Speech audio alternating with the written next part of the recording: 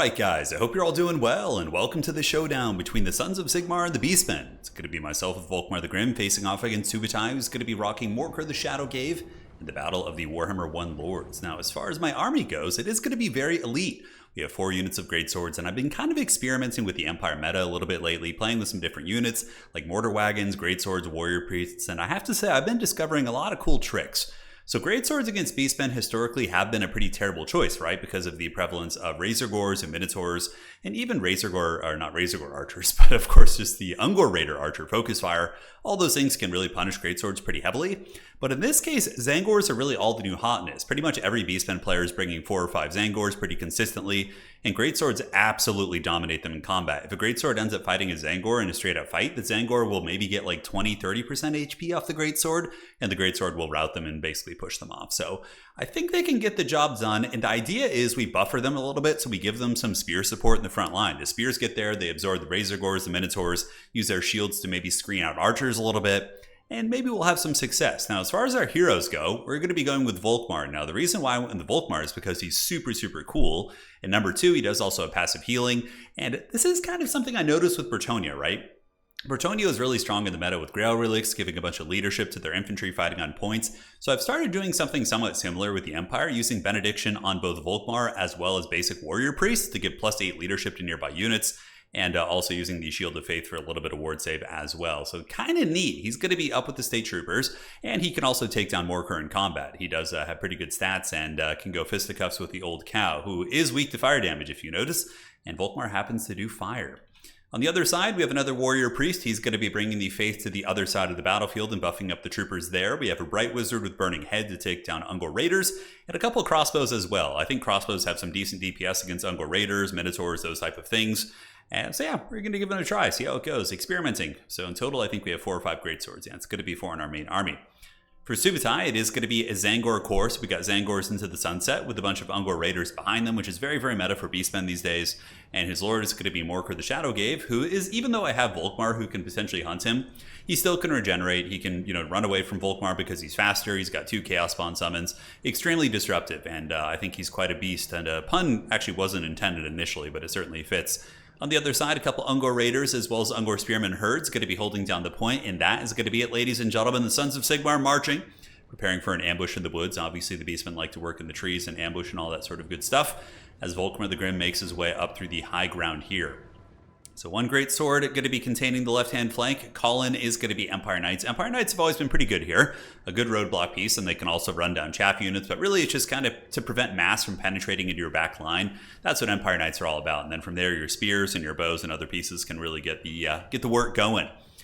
So Zangor is going to be probably waiting for Raiders to shoot before they move in. Obviously, Subutai is in a position where he has pretty comfortable play on the objectives. Objective 3 is his, and it's not being contested at all, because contesting against Beastmen early on is really dangerous. They're faster, they're more maneuverable, they can call in quicker responses than you can as the Empire, so typically you want to kind of keep your formation cohesive until the battle becomes a little bit more chaotic. Sigmar Sun's going to be my call-in here, going to be trying to hold the back objective.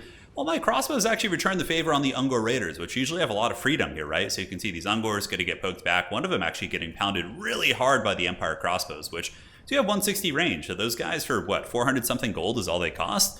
They can actually do a decent amount of work compared to Huntsmen, which you have to pay 650 for, right? And these guys actually do more DPS against Huntsmen against non-large targets. So something to consider when spending your money for the old Empire here.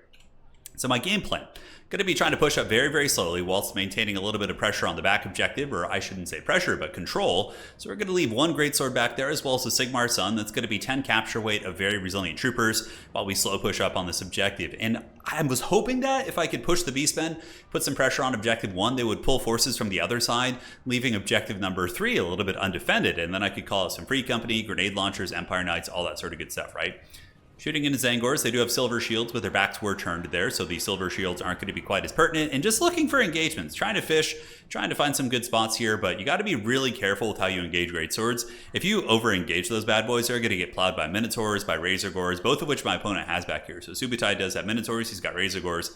Very scary stuff indeed. Immediately, the Ungor Fire hurting a little bit, the Warrior Priest buffing their leadership up to 86, and the State Troopers actually up to almost 70 leadership, which is very, very solid. We have a little bit of a duel. Volkmar the Grim going to be going to battle here with the Cowman. The Cow does have a lot more HP, but Volkmar, of course, regenerates also, has fire damage, and his sweet, sweet battle prayers. So we're going to be able to hunt that Cow down and most likely bully him in combat. 55-45, they actually have the exact same combat stats, but Volkmar, of course, does have that fire damage, which could make the difference. Now here we get Greatswords against Zangors, and again, this is going to be a super good fight for us. We also have the Warrior Priest getting in there with his Warhammer, and he's going to be dropping some prayers to Sigmar. So these Greatswords are going to be absolutely butchering here. They have the Shield of Faith and the Hammer of Sigmar. 56 melee attack. That's going to be a super one-sided beatdown on those Zangors. And look how quickly they got mowed down by those Greatswords. Absolutely nasty with the buffs of Sigmar. Here on the other side, we do see the Zangors engaging against Greatswords as well, Volkmar the Grim helping out, but now it's going to get a little bit scary. We do, of course, have the Razorgors moving in, but that's where you kind of have the Spears to buffer as well. Now, slight flanking pressure as Minotaurs do push into my back line, and he is able to compromise some crossbowmen, which is going to be temporarily shutting me down, so we do sacrifice some Empire Knights here, basically into the Minotaurs, to allow my crossbows to retreat, reform ranks, and hopefully put some fire down. Morkar, in the meantime, disrupting my missiles pretty heavily. We do see Morkar the Shadow Cave dropping some spawn on top of the Greatswords here, and the crossbowmen are temporarily shut down as well. And this is a little bit of a dicey situation all of a sudden. We do get the Razorgors on top of my Greatswords, which is a situation they really won't appreciate, on top of taking some arrows to the face. Other side of the battlefield, very comfortable for the Beastmen. More Zangors lying in wait in the bushes and basic Ungors, but more or less we're pretty comfortable on this objective here. We have our Spears, we have our Sigmar Sons, and we're just trying to value trade, and we have been able to get a decent lead, I would say. 3,300 against 1,200 is pretty substantial, decent, probably an understatement. And here we do break the back of the Bray Herd, and now the Warrior Priest and Spearmen are going to be heading up towards objective number 1 to hopefully get their clutches on it.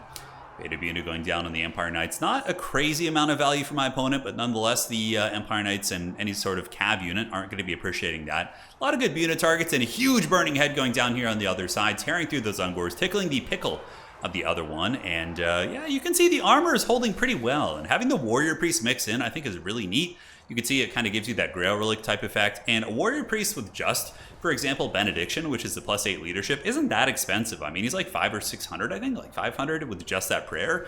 So it's kind of like a Grail Relic on a character that can do a little bit of fighting as well, which is kind of a neat tip, I would say tech, considering that the Empire, of course, does have a lot of really cheap state troopers and units like that.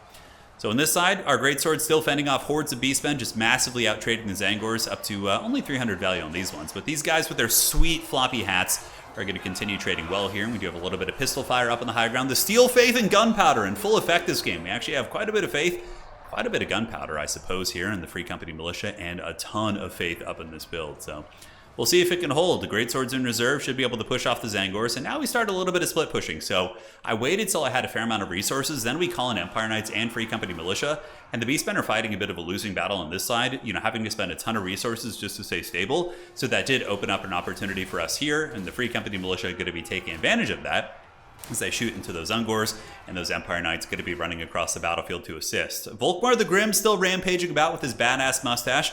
Here we have our Halberds in reserve. Halberds have always been a pretty good unit against Beastmen, with the exception of the Ungor Herd, or the Ungor Raider Herd. So when you're able to take down the Ungor Raiders, then Halberds become a very effective unit, fighting Razorgors, Minotaurs, holding their own against Zangors. They become very solid. So the Halberds are in here.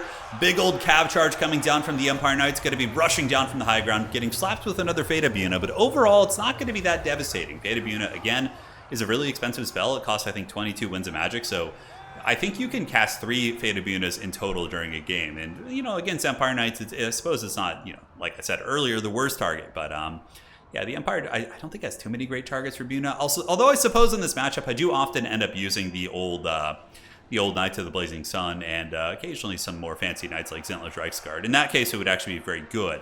So Beastmen counter-pushing me a little bit. I have to say I was surprised that they still had momentum. I was looking at the value. I was like, I have double the value here. How are they still putting pressure on me?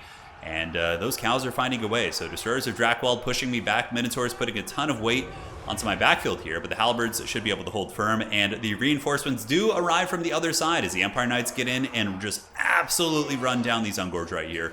Those bad boys going to be getting their bread buttered pretty badly. So holding on to objective number 2. Not really any threats on 3. As a matter of fact, to make sure we don't lose objective number 3 to like a Centaur or a single cav unit, I do call in some basic spearmen to reinforce that point. Knowing I have the value lead, I can afford to throw away 300 gold on the other side, even if they don't do anything the rest of the game, just to make sure I have that security on the points. So a couple cows pushed into the backfield, but Empire Knights, again, a pretty good roadblock unit, but also against tattered units with light armor. They can be an okay shock unit. More halberds on the way up, and Volkmar the Grim anchoring his boys down, karate kicking Zangor right there, and it looks like the Blackhorn's Ravagers actually. Oh boy, cow coming out of nowhere. Don't worry, Volkmar is going to be okay. The Halberdiers do avenge him, and Volkmar stands up, shakes off the old battle wound here. Hammer of Sigmar active, halberds rocking 51 melee attack. Absolutely awesome. And on top of that, Volkmar the Grim is going to be giving them Benediction. And at that point, knowing it's pretty much over, just a couple cows back here are going to be cleaned up. We have the double cap pretty easily, and it is about a 5,000 value lead at that point. It is going to be a tap out. So just want to show you guys, there's a lot of unexplored meta out there, man. I went into this game thinking I was going to get steamrolled, but you got to try new things right now. And ever since Zangors were introduced, the old style of Empire play against Beastmen simply doesn't work. The old style was using basic state troopers, war wagons, and then like Empire shot cavalry. So ideally, the war wagons would kill the Razorgors and Minotaurs, and then your cavalry would kind of clear out the infantry, different pieces like that. But Zangors just counter state troopers so damn hard. They also absorb cav charges reasonably well with their high armor. If they're not armor-piercing cav, which the Empire doesn't really have outside of Demogryph Knights, which really aren't worth it against Beastmen, I think the Greatswords being mixed in is a good tech, and it gives you a really, really meaty front line. Now, if the Beastmen went back to their old school style of play, maybe weren't using Razorgor or Zangors, and went a little bit like wider with cheap units and had more Razorgors, more Minotaurs on the field, you could run into some problems, right? But again, you're playing the meta. So yeah, 900 value here. They cost 850, so a couple of them paid for themselves, and honestly, we're still fighting in the late game, which is good. I love the double Warrior Priest combo. I think it's really rad. Getting that leadership on your state troopers, especially when you're fighting on like a pitched objective, is pretty cool. So yeah, a lot of fun stuff to explore. I'm going to be kind of playing around in some weird Steel Faith and Gunpowder builds here soon. And yeah, this build worked okay for the Beastmen too. Yeah, I mean, the Zangors just got hard countered by the Greatswords, like so hard. And there wasn't that. I mean, I guess there was a couple Minotaurs. Yeah, I suppose there were some. Bunicaster, I think Traderkin. Traderkin against Empire typically isn't the best, although sometimes wagons do bunch up, and there can be like a Greatsword blob. But yeah, Buna's an interesting one. It used to be so meta against heavy calf factions, but there was a time when Fate of Buna used to cost 11 Winds of Magic. It was like the dirtiest thing in Warhammer 1. But now it's up to 22, which is pretty fair considering how hard it can just delete a unit. But yeah, GG, well played. Hopefully you guys enjoyed that one. We'll see you on the other side. And, Sigmar bless.